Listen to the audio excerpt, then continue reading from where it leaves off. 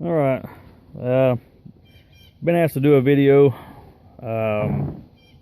basically how to show to reprofile your bolt, not the carrier but the bolt. So I've tore my gun down here, and I kind of wanted to go over the how you can reprofile the bolt to help if you've got some FTEs issues with your Saiga. Now, if you look at the bottom of this, you look up in here, this is where the mag would go. You can see the bolt right there. Now what that bolt does, when you pull back on your carrier, the bolt actually rides across the hammer right here, and it pushes down real hard on the hammer as it comes back. Now when you see that happen, a factory bolt, and I'm going to go ahead and rack this one back.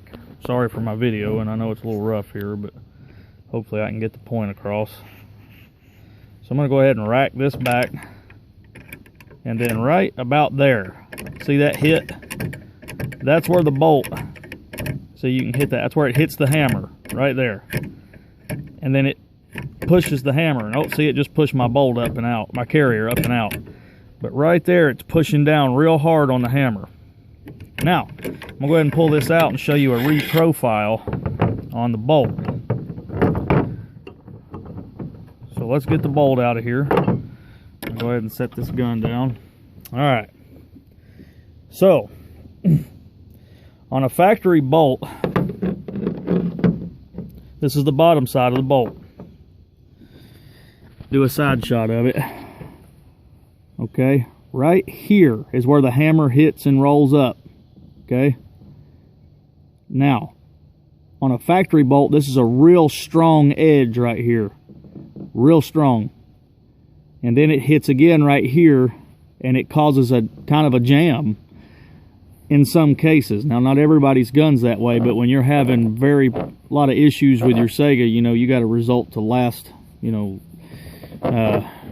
ditch efforts.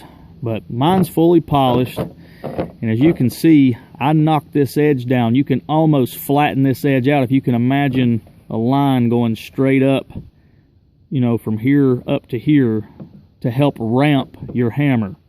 Now, you have to be careful with this, and I don't want to take any responsibility for anybody doing this. This is on my guns. This is how I do it. I only take off between 1/8 and 1/4 of an inch. Again, if you go too much in this, you can actually grind into your pins and everything else and wreck your whole bolt. So please be very careful if you attempt this. You know, if you feel uncomfortable with it, start out slow, work your way up. But you can see how mine has a nice ramp where it runs over the hammer, and it's fully polished. That helps it go over the hammer. But just keep in mind where this is located. Rack your gun back. Take note of where your bolt is riding across the hammer. Okay, then you want to mark that on the bolt and start. If you have a milling machine, that's the best way to do it. You can kind of start milling it down. Dremel tools work too. You just got to be very careful, again, like I say. See, I mill most of my stuff. I reprofile the carrier down here with a mill. This one I started with a mill, and I radiused it and finished it off with a Dremel tool. And then also on the back side of your carrier, I radius this edge here really good with a Dremel and polish it up, because that's what hits the hammer very hard.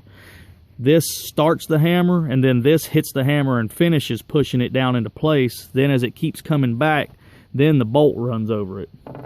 So just wanted to kind of show you guys some internal situations you can run into. But hopefully this helped. You know, if it did, great. Hit me up if you like it. Any questions, just let me know. Thanks, guys.